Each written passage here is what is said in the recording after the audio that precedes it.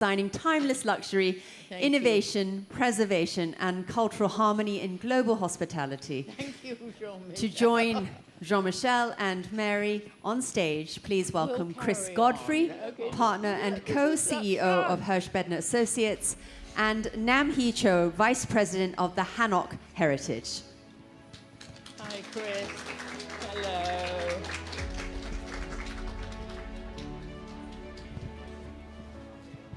Okay, ladies and gentlemen, life is getting, the platform is getting bigger at every moment.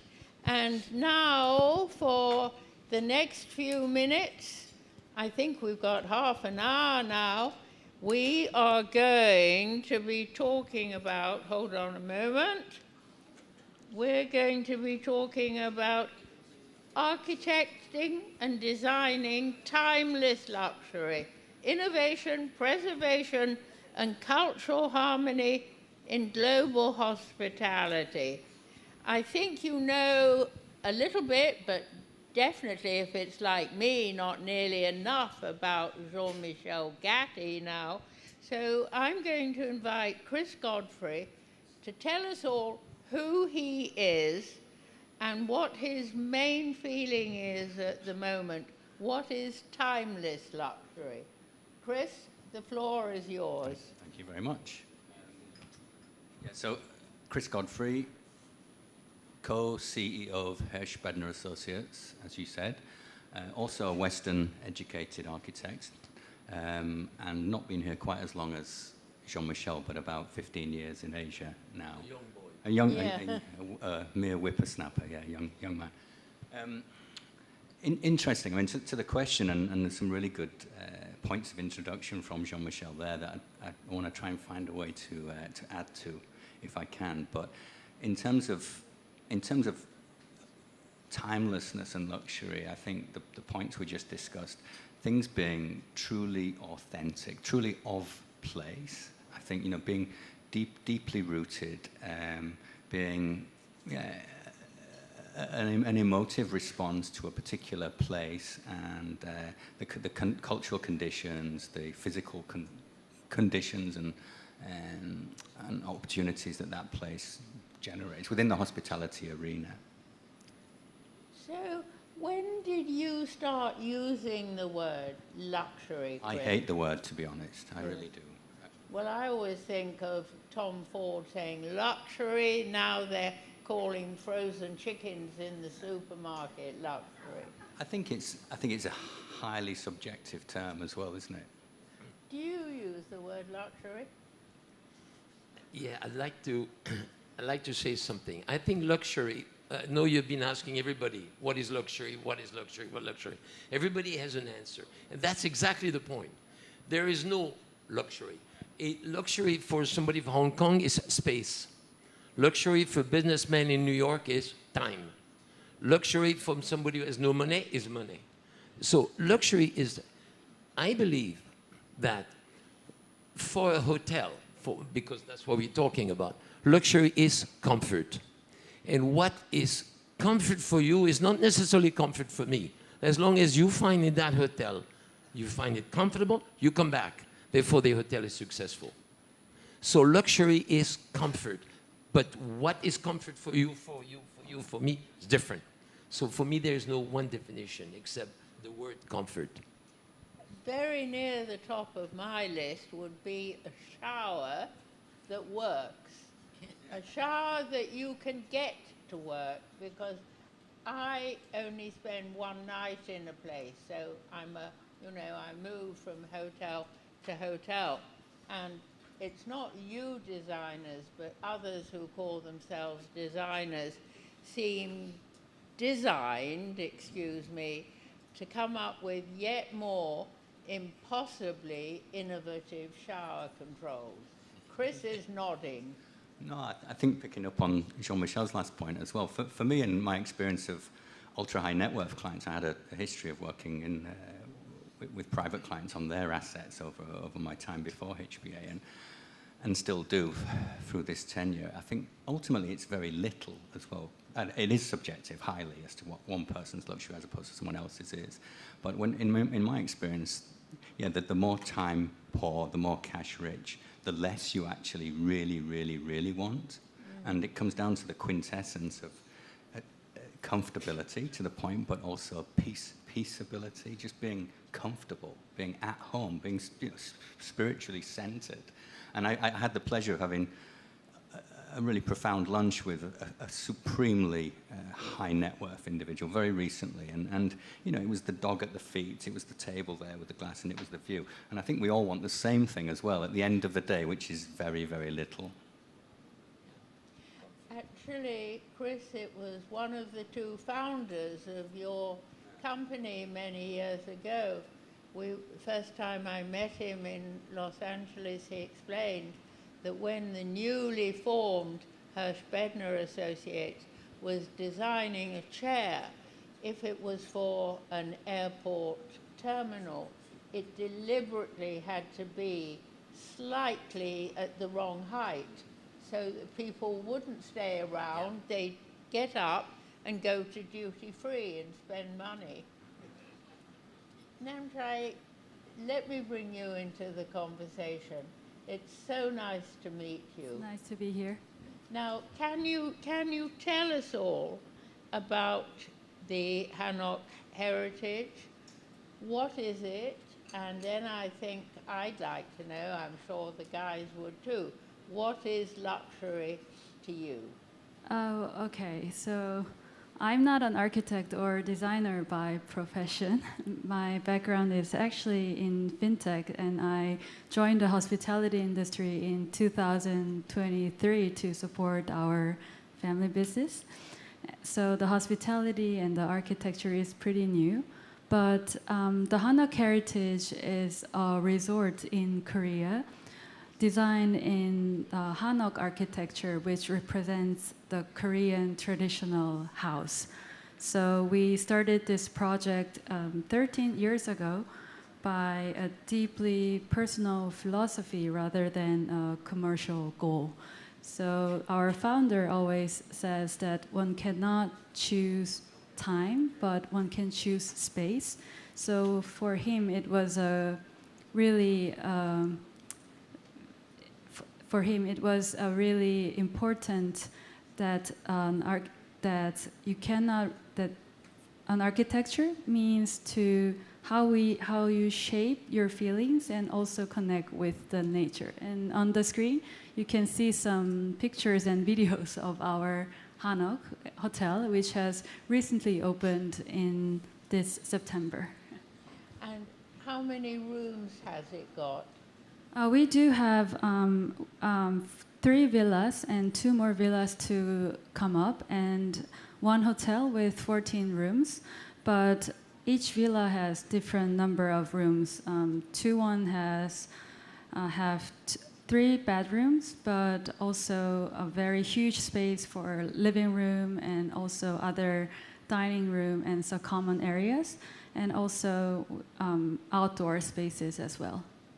Is it actually designed in the way that it could have been designed 100 years ago?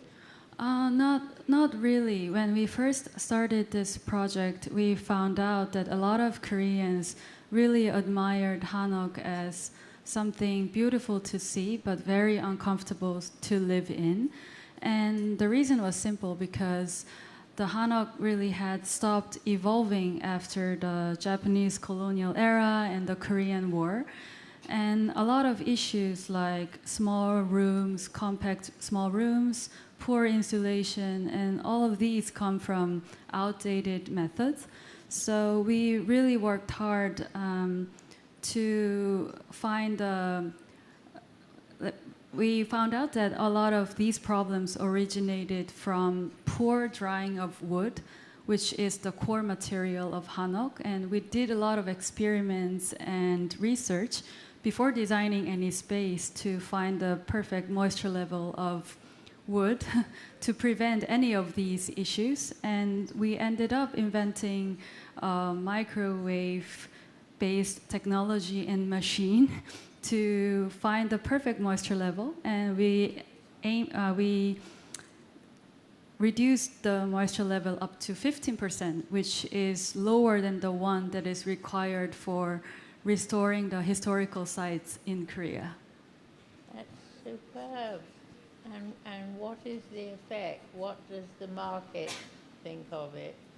So after we stabilized the material, a lot of things had to change. So first of all, instead of the traditional method of manual cutting, and our master carpenters had to carve and assemble it with machine and data. And also we blended a lot of modern technology into the tradition. So even in materials, for example, we used German hinges to support very heavy wooden beams because they are the best of the world. And also we used wool from New Zealand for the insulation, and adjusted all the temperature for the colored roof tiles. And also, the most importantly, the way our master artisans work changed, because usually a lot of master carpenters used to work on a part-time basis, but we really worked as a team for a long time, and taking part of every stage of construction, from material sourcing to interior finishing. Well, I think we're all going to have to go and see it. This is so interesting about the part-time workers. How quickly can you two guys get a project finished today? Because in the past, they would have taken a long time. Let's have a race. See who can finish the project first. I know who takes longer. Okay, Let's say. Chris, supposing I asked HBA to do a hotel with 100 keys. Architecture interiors. Oh, yes. Realistically, what time frame? Yeah, the design to documentation to the point where we hand over to the contractors, the constructors. 12 to 14 months. Really? Yeah. And what about you, Jean-Michel? Faster in China, of course, but trying to slow down. Okay, Denniston, how? Such a difficult answer, because you're getting out of it. No. His answer, I would have say similar answer. The problem, it never happens this way, because every client always know better. So they ask us to change and change and change and change, and when we have changed everything, they say, "Oh, that's not what I want," and you go back and back, and finally you build what you build, and it takes you 2 years, 3 years, because you spend changing. But what is important is not just the design stage. Is from the moment we are normally meeting the client until the moment the hotel is open. That is what counts, because these changes very often happen during the course of the construction. So you cannot say you have the design plus the construction time. You have, they overlap a little bit. So I would say, I mean, I don't know what he would say, but from my experience, between 4 to 5 years, between the moment you meet the client and the hotel is open. 4 to 5 years. And I suppose ultimately you never really hand the keys over as well. You're invested. You're invested for life. Something else. Yeah, there is. You know, your comments are rather like those I hear from some general managers who are about to host big weddings, I won't say from which country, and too many people get involved, the parents and the relations on both sides, and they all think they know better. And everybody has a cousin, a sister-in-law who is a better architect, all of them. And I tell you, the best for this, the best say is Adrian Zeka. You know, all of you, of course, know Adrian Zeka, who founded Amman Resort. Adrian Zeka always say the best. Do you know what is a camel? It's a horse designed by a committee. and it is so right. Every single project the same. Everybody gives opinion, and because every opinion is a good opinion. It's not necessarily stupid, but you can't them all add up. It's like for a lady, I always take this. I explain this to my own client. I say, if your wife come with a beautiful hat from whatever Harrod, okay, and then a Chopard watch and a Chanel top and a Gucci shoe and a bell from Chanel and every piece is gorgeous, but you look like a Christmas tree. And it's exactly what it is in design. Yeah, but I can't see either of you two ever doing a Christmas tree. No, Chris, have you ever done a Christmas? I'd love to, actually, but no, but I think a salient point to Jean-Michel. I think I'm being very simplistic and utopian when I say it's that simple. Of course, every project is super complex and myriad, but I think as a designer, it is our skill, supposedly, to try and keep projects on a straight path, right? Because it can deviate wildly, massively, subject to all of those parties that are involved in the process. And I think that, yeah, it's almost one's obligation. We have to take all those inputs as well. We have to be open to listening and absorbing and reacting to all those valid inputs, but equally try and keep this thing moving, because that is our job and our obligation too, to get to the finish line. And I think I also like, from a design point of view, just a last point on this, I believe, and I'm sure Jean-Michel will echo this, as an architect, I always talk about getting the spine of the project correct, right? If the body is the skeleton, yeah. If the frame is true and right and symmetrical and proportionate, you know, then you're on the right track, and the skin will be inherently beautiful. And I think then subjectivity plays less of a role. And I think that's how I think about the process of design, and both formally, architecturally, but also taking people through the process. But Chris, you have all that done, and you have the skeleton right, and then the owner's wife comes along. Yeah, she does. It does seem to be owners' wives. Or daughter. Or daughter. Yeah, actually, females, unfortunately. And they know so much better. But he's right, but if you ask a client, he will make comments on the architecture. He will make huge comments on interior, but they will never make comments on structure because they don't understand it. Oh, interesting. They all think they know the interior. It's true. Well, because you have a sofa in your home. And so if you have a B&B sofa and you like it, you're going to tell your husband, tell the architect I want B&B sofa in the room. But she will never, I mean, she or he will never agree and saying, oh, please change the side of the reinforcement bar. Nobody does this. Reinforcement bar, what's that? Okay, so they like a B&B sofa. At your level, are they ever going to like an IKEA sofa? Depends on the budget and depends what image they want to project. No, I can't see. I understand the question, but I cannot answer. Three people, of my three esteemed panelists involved in the Big I. Jean-Michel, you're associated particularly with some very prominent brands. Let's, if I may, look at Amann and Capella. How do you start with the different personality of an Amann and a Capella?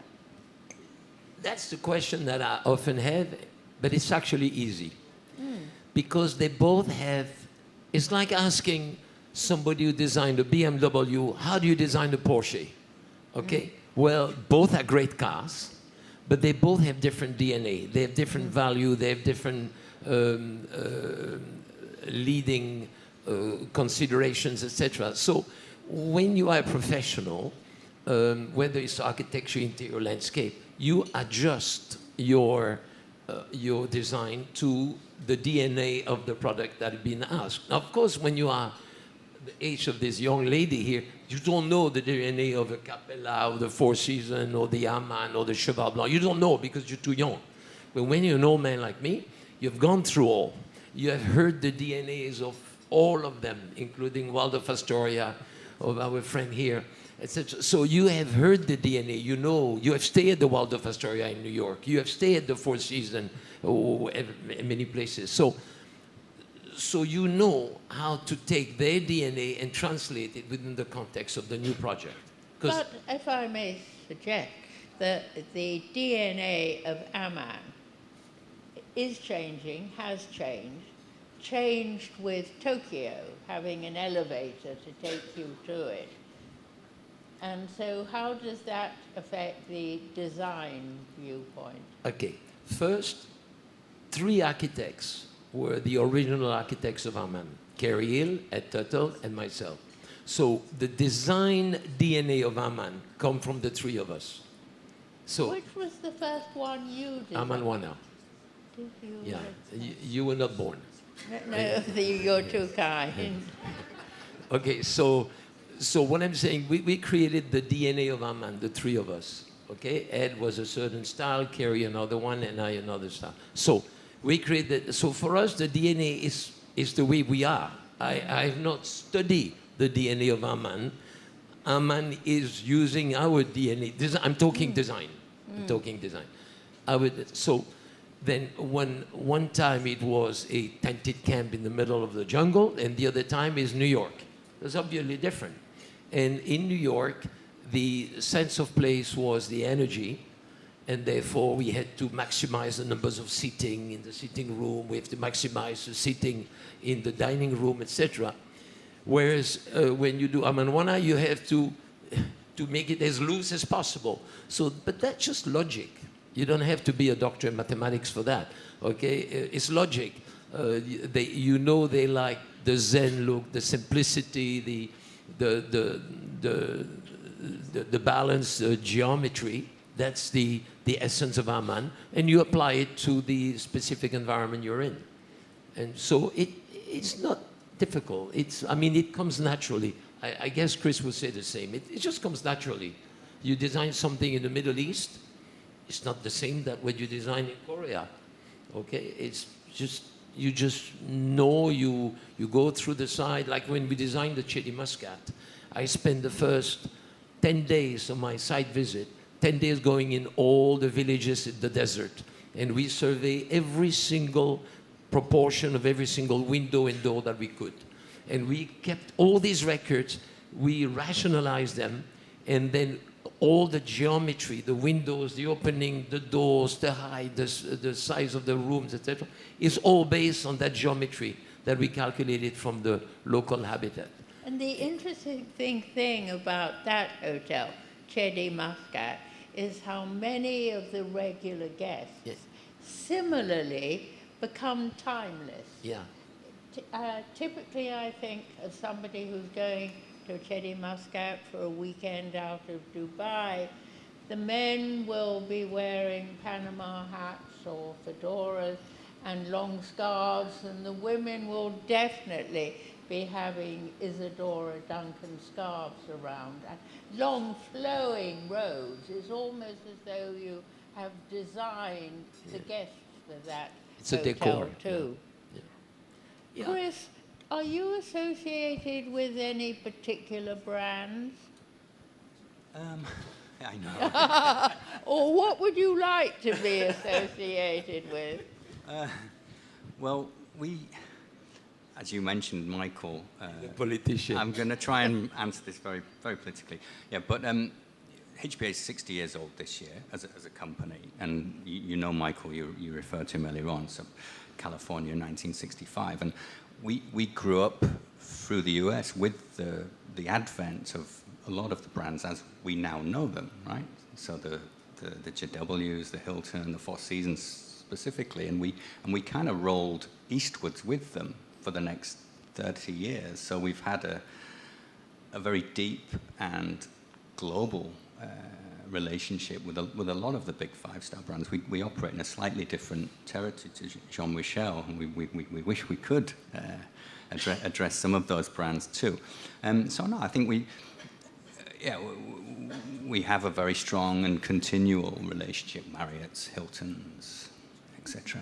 What is HBA working on at the moment?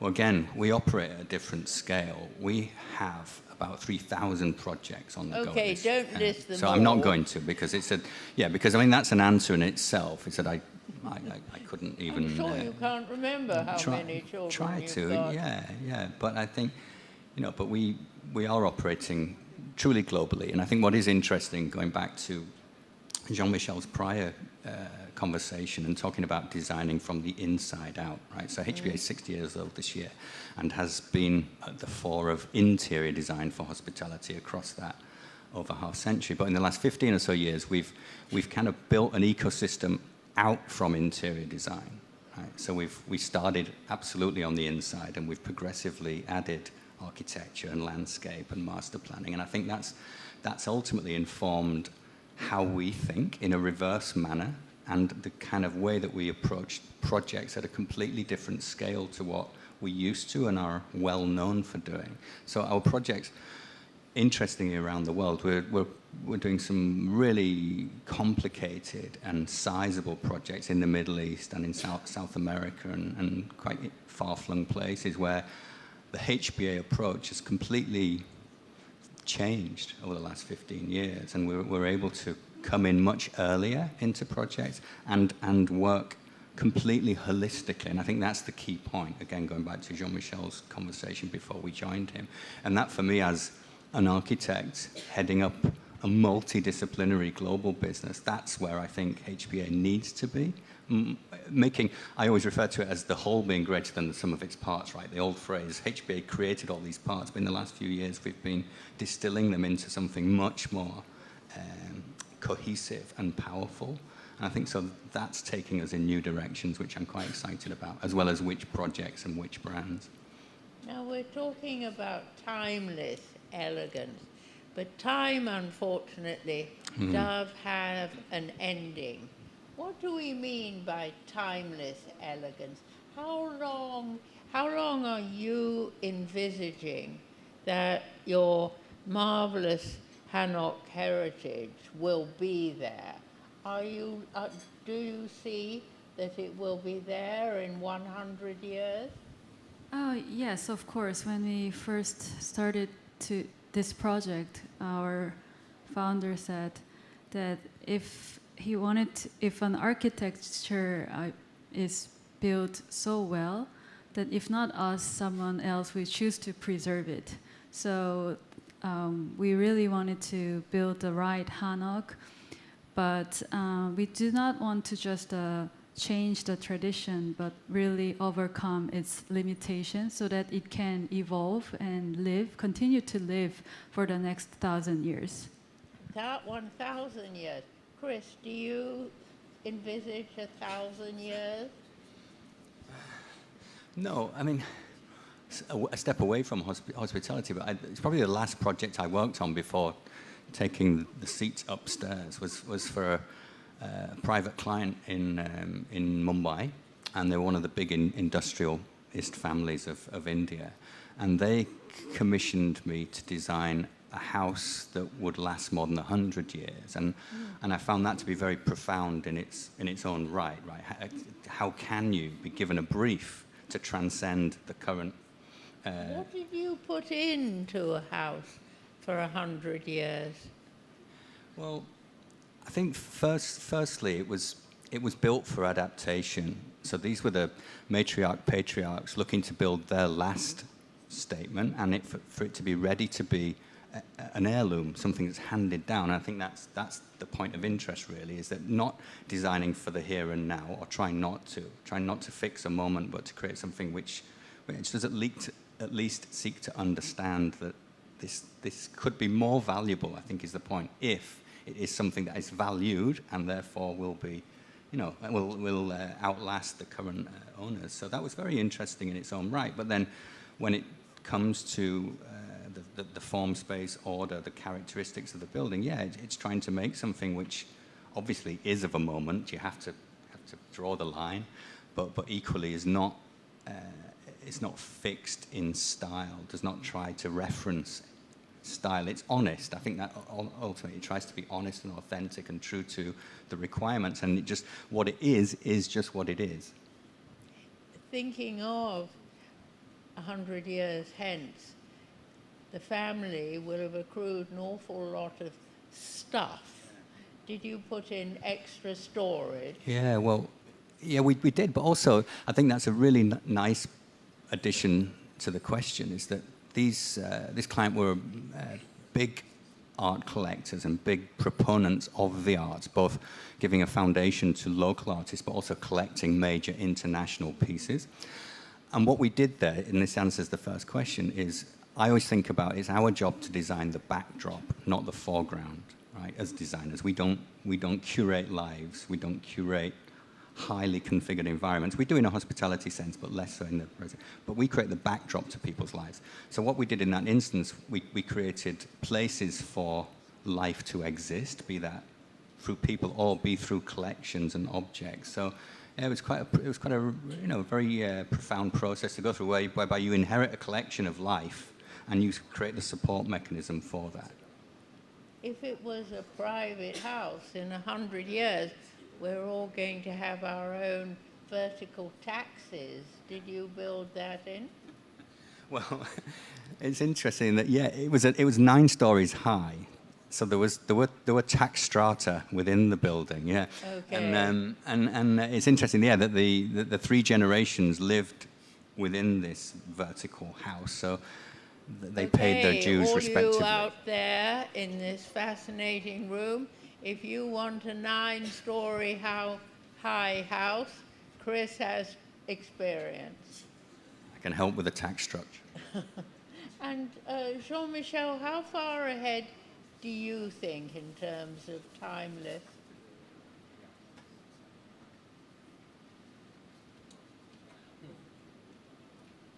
You haven't had time to think. No, I mean, I think, my opinion, of course, is that in order to be timeless, it has to be simple.